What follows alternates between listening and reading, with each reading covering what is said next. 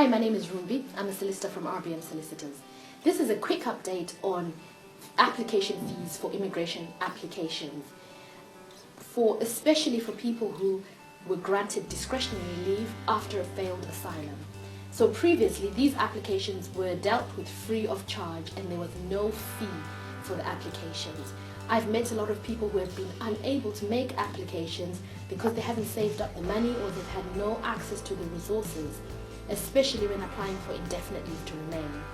So the current requirements and the current law is that even if you've been granted discretionary leave to remain after a failed asylum, you still need to pay the application fees for extensions or for indefinite leave to remain. Now there are exceptions and there is a fee remission form which you can fill in and provide evidence to show that you cannot afford to pay the fees. This is only in exceptional circumstances and usually applies to people who are destitute or people who are on benefits.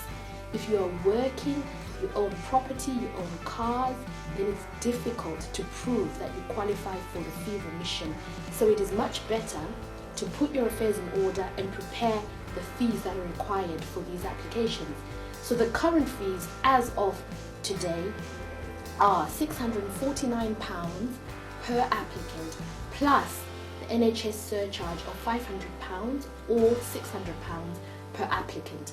The NHS surcharge is £200 a year multiplied by the number of years for the leave that you're applying for. The £649 applies to adults and children, and so does the surcharge.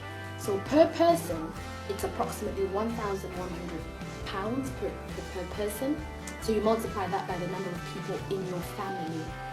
If you apply after April, the fees of April 2016, the fees are going to go up, especially the fees for the UK Border Agency application, not the NHS surcharge.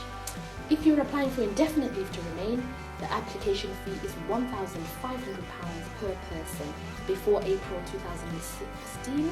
After April, it's approximately £1,800 per person. The UK VI wants to increase the fees for indefinite leave to remain annually. So if it's next year, 2017, after April, it's most likely that it will be more than that.